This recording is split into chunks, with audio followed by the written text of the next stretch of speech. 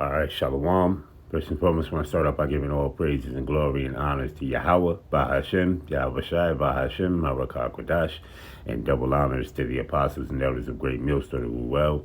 Peace and blessings and salutations to the hopeful elect, the Bayat Dawadah, the house of David. Right, so let's go into this here real quick. Right, let's go into the word tokenization. Okay, because this is where it stands. Now I have an article, right? Because these devils, right, what they just did was, a matter of fact, I'm going to show you the article. Let's read this here first and foremost, okay? Tokenization is the process of converting sensitive data like card numbers, right? Like your credit card numbers. They're turning these sensitive numbers into pretty much tokens and tracking. You see? Let's continue on. It says, or text into security digital identifier, a token, a breaking text into smaller units, tokens, for AI processing, right? In security, it protects data by replacing it with useless substitutes. In AI, it breaks down text into words or subwords to enable model understanding. All right. All right. Tokenization and data security. So this is more like tracking and tracing, right? Track and tracing of the tokenization money. Now, what we're going to go into is, this is with Stablecoin I went into. I'm going to show you this, man. All right. And I've been pushing this thing for a minute with this Stablecoin thing, because why? This man didn't just sign this Stablecoin thing. Nero 27 didn't just sign Stablecoin in there for no reason, man. There's always a reason behind these things. All right. The devil didn't make this man sign. He's a devil too, but they didn't make this man sign it. Talking about the small, they're talking about the super elites. You know, the Rothschilds, the Rockefellers, the Oppenheimers, the DuPonts, the Gettys. If it's not backed up by the Federal Reserve, and Stablecoin is backed by the Federal Reserve, man. Private banks, man. All right. So let's do this here. It says replacing sensitive data, e.g., credit card numbers, social security numbers, with non-sensitive equivalent called a token, right? Purpose: the token has no value to attackers, reducing the risk of data breaches and simplifying compliance with regulations like PCI and DSS. Example: when using Apple Pay or website to save a card, the real card number is replaced by a unique token that is stored while the actual data is kept in a secure vault. Right. So everything is going to be going on to what? A blockchain. You see, and this is where it comes down to. Right, when you go and you spend, it goes right into a blockchain. Especially, this is going into a RFID microchip, man. This is what this is going into. And if you can't see it, you blind to the fact. All right? You're blind to the fact. Okay? They're setting these things up in front of your face, man. It's going on, all right? It says the tokenization and natural language processing, right? Definition: the purpose of segmenting text into smaller units known as tokens, such as words, subwords, or characters. Right? Machine learning models cannot process raw text. They require structured input, with tokenization provides by mapping text to numeral representations. Right? It says tokenization. See? And I just told you about the blockchain. Right? See? It says the sentence chat box are helpful, might be broken into chatbots are helpful. See, let's go on here. Read number 3. Tokenization and blockchains. Asset management definition: representing owner of real world assets. See this, e.g., real estate, art, or utility, right, on a blockchain using digital tokens. Okay, what do you think that RFID microchip is all about? I did videos on this, man. See, because the spirit of Yahweh Shem Yahushua was on me to do videos about this, man. All right? Which we know we're getting into this RFID microchip. We know that's the next step. We know that the New World Order is what they're doing behind the scenes, man. While all these things are going on, they're setting things up. All right? These devils are setting these things up for the New World Order and to push off that RFID microchip on everybody, which is the mark of the beast, man. Okay? You see? All right? But we're going to read this here. It says this allows a fractional ownership and allowing investors to purchase small shares of high value assets, improving liquidity. Right? It says key benefits: enhanced security, limits the exposure of sensitive data across systems, right? Improved efficiency, streamlines data processing, AI models, and transaction processing in finance, right? Compliance eases PCI compliance requirements, liquidity, right? Ownership, and enables fractional ownership of physical assets. He enables fracture ownership of physical assets. You see, right? Let's go here. Okay. Let's go here. Matter of fact, we got to go into the saved.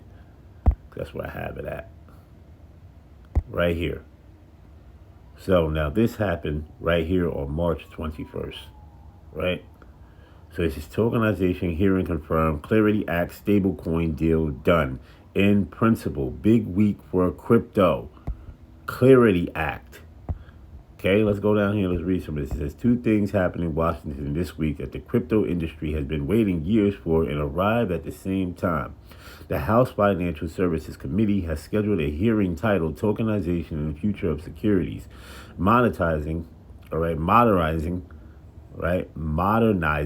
Salakia, or capital markets for Wednesday, March 25th, 2026, 10 a.m. Eastern, right? Blockchain Association CEO Summer Marsing is among the confirmed witnesses. The hearing, first reported by Fox Business and Journal Eleanor Tarrant, right, on X, was bringing together lawmakers and industry voices to formally examine how tokenization fits into the future of the U.S. financial markets. Like I said, that stablecoin is backed by what? The Federal Reserve, which is a private bank. See? And a private bank of who? The super elites, the Rothschilds, the international bankers, the Rothschilds, the Rockefellers, the Abrahams, the DuPonts, the Gettys, the small hats, right? The tiny tops, the croissant tops. See? All right? Okay? It says, henceforth, that's why they want to get a hold of all the central banks. All right? Where you think they was over in Iran to get a hold of the central banks as well, right? And to get all the resources down there, to get the oil and get everything of that nature. Set up a puppet leader and do all these things of that nature. This was their goal. This was their plans. Why do you think they call it Operation Fury? Right? They always named it certain different things because they thought they were just going to go in there. They was going to end it in 2 days, 3 days, just like they did Venezuela. But that was a damn lie. Iran came in there and showed them, listen here, we ain't no punks, right? And Debo ended up getting his ass whooped. See? Just like what is it? Mike Epps said that the Craig, he said he whooped Debo ass. Now he cold. You see? So let's continue on. It says it is one of the most significant congressional hearings on tokenization to date, and it lands on the same week of the Clarities Act. Most stubborn obstacle was removed. The stablecoin standoff is over almost. It says Senator Tom Tillis and Angela also Brooks announced they have reached an agreement in principle on stablecoin yield, the provision that has blocked the Digital Asset Market Clarity Act from advancing for months. Banks had argued that allowing stablecoin platforms to offer rewards on token holding would withdraw deposits away from traditional banks. See, because this is what they want to do. The bank said you're going to go to the bank one day, they're going to tell you, listen, we ain't got no more cash, man. Cash is done away with. It's going to be the coins here, man. You're going to be stable coin. This is what you call CBDC, central bank digital currencies. Invisible money. Programmable money. Okay? See? So it says, allowing stablecoin platforms to offer rewards on token holdings would withdraw deposits away from traditional banking. That argument is now, at least in principle, resolved. You see? Okay? Let's go down here. It says Senator Tillis, while cautious, said he feels like we're in a good place, adding that he still plans to review the details with industry stakeholders capitalism. You see? Right? The World Economic Forum. See? Right? It says, before moving forward, the window is narrow, with stablecoin yield comprises in place. It says the Senate Banking Committee markup is now targeted for the second half of April, likely the weeks beginning April 13th or April 20th, following the Easter recess, which come on, man. You know, at least that's the Passover, man. All right? Knock all that madness off, man. All right? It says Senator Bernie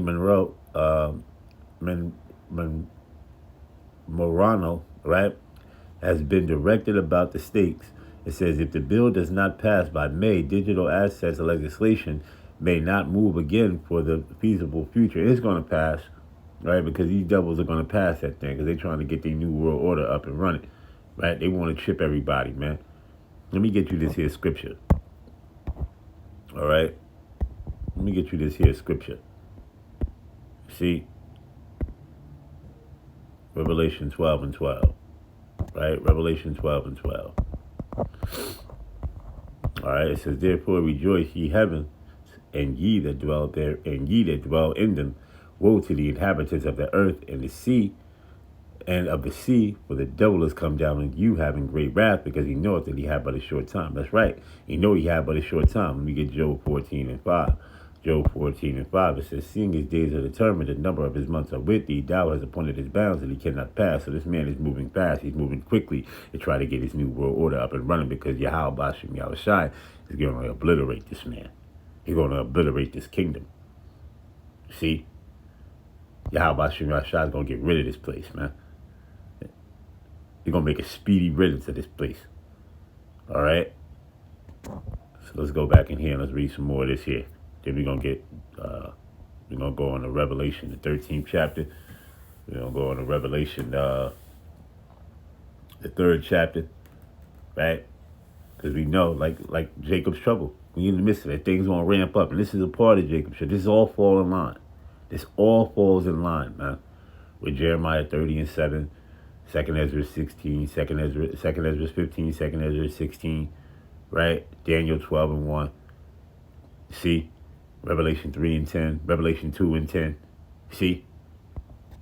All right? Where we at? It says Senate floor time is under pressure for unrelated priorities, including the Republican voter ID bill and ongoing developments around the Iran conflict. It says issues around the DeFi treatment, ethics provisions, and potential attachment to the community bank deregulation to the bill still require resolution before a broad bipartisan vote becomes possible. This development follows the SEC and the CFTC's landmark joint classification of 16 crypto assets as digital commodities earlier in the week. The most significant U.S. Crypto regulatory action in a decade is reinforcing a pattern of accelerating policy momentum in Washington. The tokenization hearing on March 25th, that's coming up. So it's coming up, right? So it says, all right. It says the tokenization, which is, I think it's today. Today is the 25th, I'm thinking. Yeah, today's the 25th, right? And it says in the Clarity Act's path toward an April makeup represent back-to-back milestones. It says whether the legislative window holds is the only question left. All right, so that was the end of the article right there, right? So let's go here. See, let's go here. Let's go to Jeremiah because we know all these things are going to come. Let's go to Jeremiah 30:7. Right? Jeremiah 37. This is in Jacob's trouble. This is going to happen in the midst of Jacob's trouble. A lot of people going to them concentration camps. Right? And as you can see, the northern kingdom, right? Our brothers, they're already, a lot of them are in them concentration camps. They're going to be chipped in there. You see? They ain't going back to their country. They ain't going back to their so-called countries, man. They're going to be chipped. Right? Guillotines, torture rooms, and many different other things. Let's go to Jeremiah 30:7, right? It says, alas, for that day is great, so that none is like it. It is even a time of Jacob's trouble, but he should be saved out of it. Now let me get Daniel 12:1. All right, Daniel 12:1.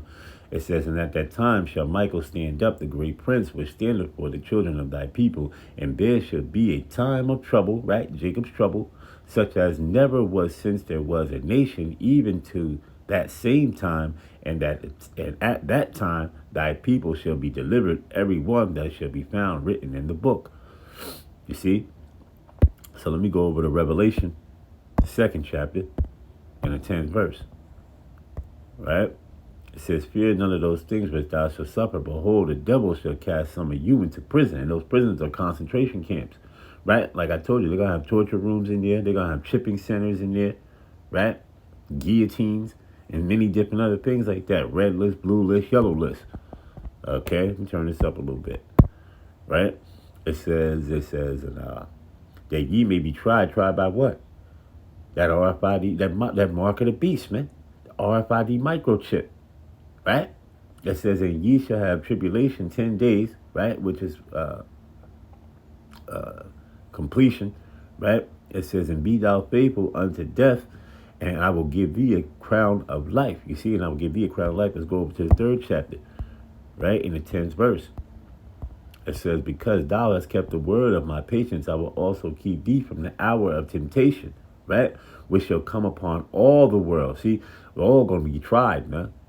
All going to be tried. See? To try them that dwell upon the earth. See? To try them that dwell upon the earth. Let's go to Revelation 13.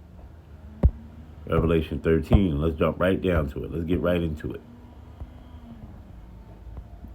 Okay? Revelation 13:16. It says, and he causeth all, both small and great, rich and poor, free and bond, to receive a charagma, right, which is an etching or scratching under the skin, which is going to be delivered by that what? That charax. You see? To implant it under the skin where you got sinews and tissues and many different other things like that, making it hard for you to pull that RFID chip up out of there, man. All right? Then you got the 6G towers that's going on, right? See? High frequencies of radiation, faster speeds, right? Being able to read your thought processes and everything like that to deliver these CBDCs through there, man. You see? Off of your actions, man. This is with its programmable money, man. See? It says a universal basic income, right? It says free and bond to receive a mark or in their right hand or in their foreheads, and that no man might buy or sell. Buying and selling is transactional. See? Right? And it's exchange for service of goods. It says, save he that had the mark or the name of the beast, right? Or the number of his name. You see? Or the number of his name, 666. The number is in perfection. That's how these things are run. You got the universal product code, which is 666. You got the 3 long lines right there, and it's 12 numbers in the universal product code. And then you got the GS1 link, right, which is another one, which is called what is it? What do they call it? Man, I forgot what they call it. I forgot what they call it. Can't think. But I know it's a GS1 link, right? Where they say, you know what? Here you got the 3 boxes there, which has nothing but 666. This is the number of this man, right? Which is a number of imperfection. Okay. It says, and that no man might buy or sell, save he that had the charagma, or the name of the beast, or the number of his name. Here is wisdom. Let him that haveth understanding count the number of the beast, for it is the number of a man. You see, for it is the number of a man. Okay? And his number is 666. And the Lord identified what this man's number is, the number of imperfection. Because the Most High's number is 777, right? The Most High deals with numbers. The Heavenly Father, Yahweh, deals with numbers. You see? 444, 555, 888. Numbers like that, the Lord deals with. But this man's number specifically is 666, the number of imperfection, right? You see? And this man you see around this world, he constantly uses that number. All right? Hey, so with that, brothers, we're going to give all praises, honor, and glory to Yahweh, Bahashem, Yahweh Shai, Bahashem, Marakah Kwadash, and double honors to the apostles and elders of Great Millstone of Well. Peace and blessings and salutations to the hopeful elect, the Bayath Dawadah, the house of David, Abba Babal, Shalom.